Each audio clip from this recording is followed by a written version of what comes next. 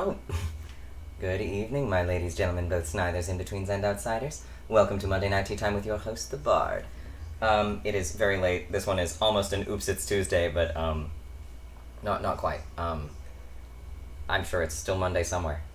There were a couple things I wanted to mention before I get into the songs. I'm gonna, of course, try and keep this short. Don't I love saying that? My first cup of tea today. These were the earrings when I was saying I want to wear something femmy, but I don't, I'm still fighting with myself over how effeminate can I get. I'm a beautiful elven boy, and it's fine. It's fine. I actually... There's a scene. This is where we get off topic and all of the time is taken up. There's a scene in Dragon Age Inquisition, if you romance Dorian Pavas, where you've just had sex. And there's a clip of someone playing as just this gorgeous elven man. And the elves are, very lithe, very thin. And he's playing as, this pale elven man with, a little bit of a tan.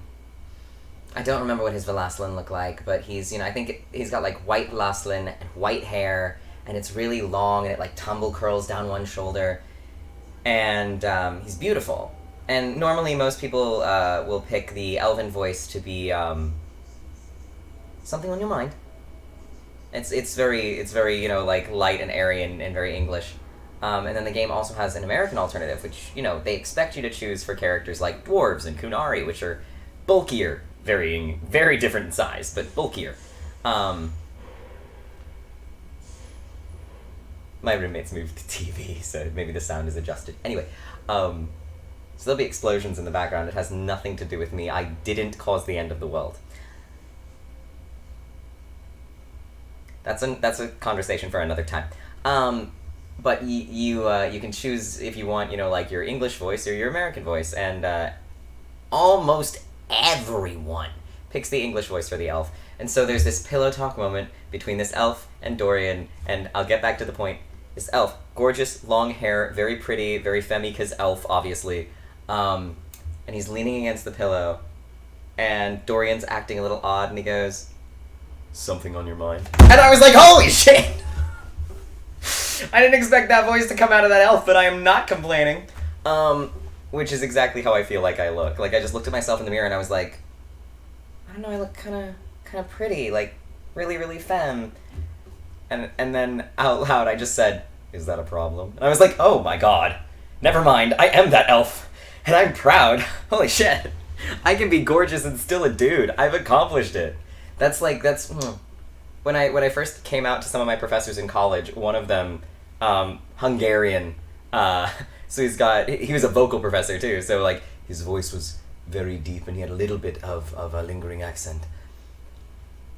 And his response was to just very calmly set his hand on the table because I was panicking and go, "You have such a beautiful androgyny." And I was like, yes! So yeah, just now I'm thinking about it. I'm like, yeah, no, I'm fine actually. I'm just that elf, and that's cool. Because I'm handsome as shit. Which is the other thing I wanted to bring up. I mentioned that I got this, and that I didn't want to show it because I didn't want anyone to see my driver's license number. Now you've seen the back. I don't know if the back has anything on it, but oh my god, it's me. It draws attention to the fact that my ears are uneven, but everyone's are, so why am I complaining? But I did it. Jan Alexander Bergquist. And speaking of this, the good news came in today that Canada's picked their date to open the border to Americans, vaccinated Americans, which is something I still have to do because my family has a bad history of vaccine reactions, so I've been putting it off because I don't go outside. I don't go outside. I don't have to worry about getting anyone else sick or getting sick from anyone else. I just sit in my room with my books and the internet boys. I don't need real boys. I have the internet boys. Anyway.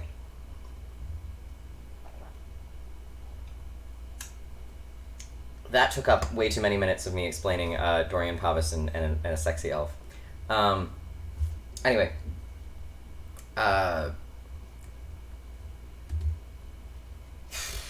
was gonna say, something that I've been meaning to say through a lot of these and I keep forgetting is, I'm almost a year on testosterone. I remember hearing a lot of guys on T say, yeah, you're just gonna start experiencing your emotions differently, and a lot of guys have said, I just don't cry anymore.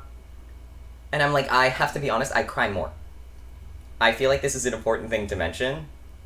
Maybe it's just me, but like I have noticed that now I don't view my emotions as like an effeminate weakness. I view them as an aspect of my personality, and I'm proud of my personality. I shouldn't be because it's a mess, but it's mine, so I should be proud of it.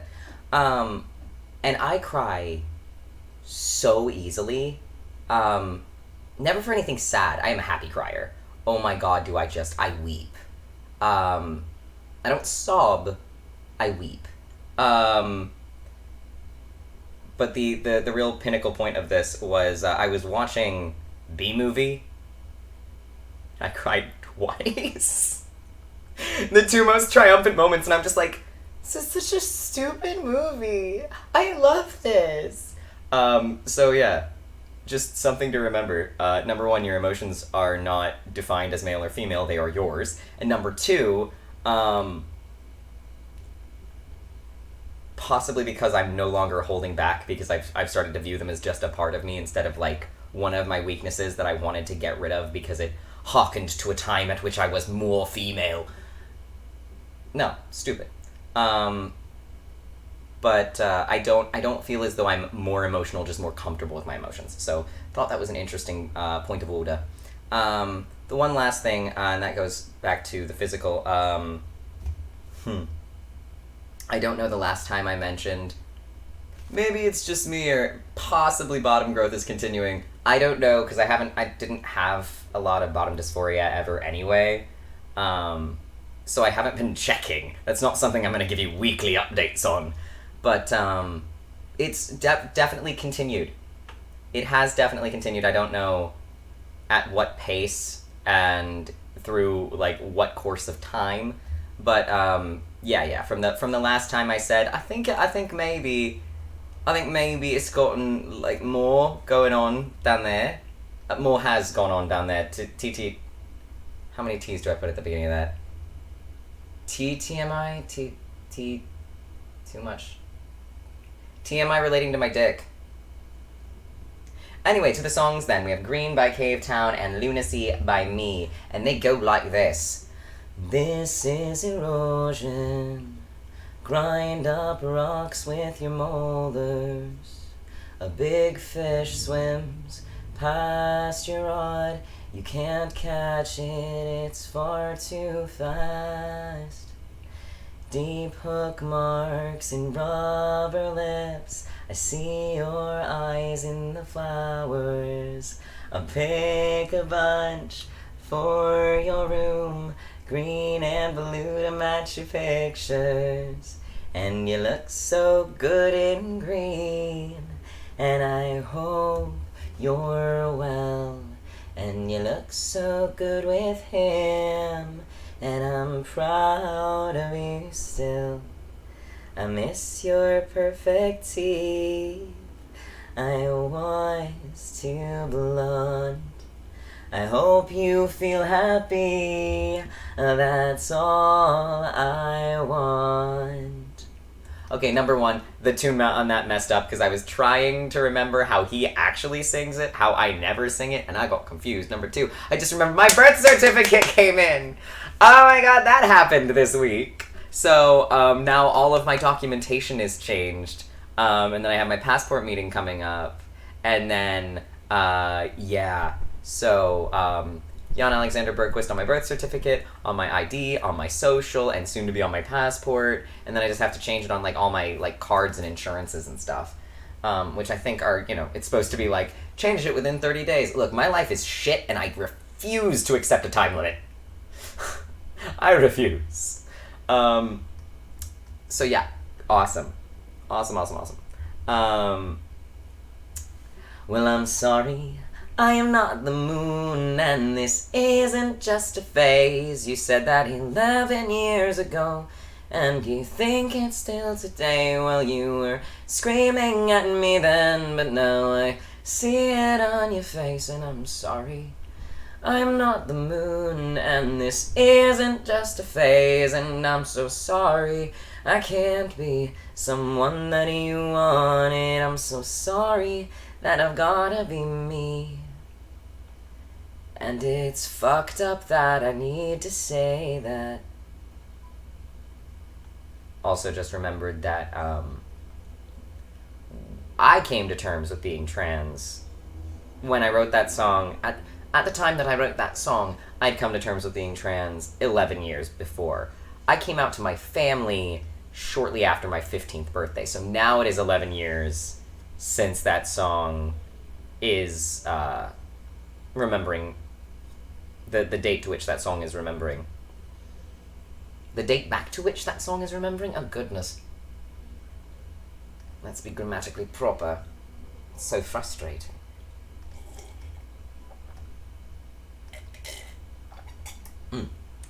Anyway, yep. I'll say we're done for the night then. I know I recently mentioned that I've been watching, I'm sure I mentioned, that I've been watching, listening to, rather, the Magnus Archives. I binged it, finished it, hated the ending. To the point that I was almost, like, I was really debating whether or not to, like, tell people, oh, you're thinking about it? Don't think about it. However, my suggestion would be don't binge it so hard, not as hard as I did, because the ending will break you if you have. But also that the ending has to be listened to twice. First, you have to listen to it, get really dejected and angry, and like I said, I don't cry at sad things, but my god, I was so ready to cry at the end of Magnus Archives. I was fully prepared for my tear ducts to do the thing where they just let loose. No, I just sat there in stunned, angry silence with a slow-building rage, and I complained a shitload about it, and then I realized I felt legitimately betrayed, and then I wept about how angry I was to have trusted. That's when I actually did cry. Only a little bit, and only because I was incapable of punching anything at the time to get the anger out. I read the wiki page about the last episode. I listened to the author explain why he chose what he chose, and then I re-listened to the last episode. And now I fucking love it, and it's genius, and I'm gonna write a fanfiction about what actually happens. Because fuck you, it's all dream logic, and anything could actually happen, and I know exactly what happened, because I've decided that's the case. So, if you want to listen to the Magnus Archives, I suggest it. Just be prepared to listen to the final scene twice. You will have to listen to it twice. Or more. I will probably go back and re-listen to it, because the fucking audio is so good. Like, just the soundscaping is, the chefiest of kisses. Anyway. I'm gonna go now that I've taken up all the time. And it's gonna take so long to render this that it will be past midnight, but I did record this on Monday, so it is still a Monday night tea time. Have a lovely rest of your Monday night, and a lovely rest of your week until I see you again. Pardon me. My gems and jewels. These have little rhinestones on them, by the way. They're very shiny. So, my gems and jewels and pretty fairy-winged types.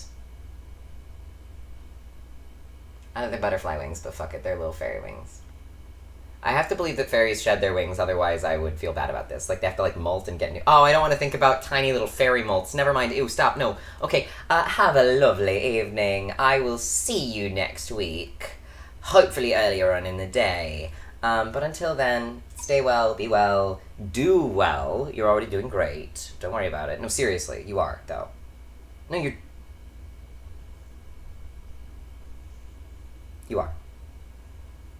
Just keep it up. Okay? Alright, have a lovely evening, a lovely week. I will see you... I was gonna say later, but yes, I'll see you at our regularly scheduled... I'll see you next Monday! Go on, bye.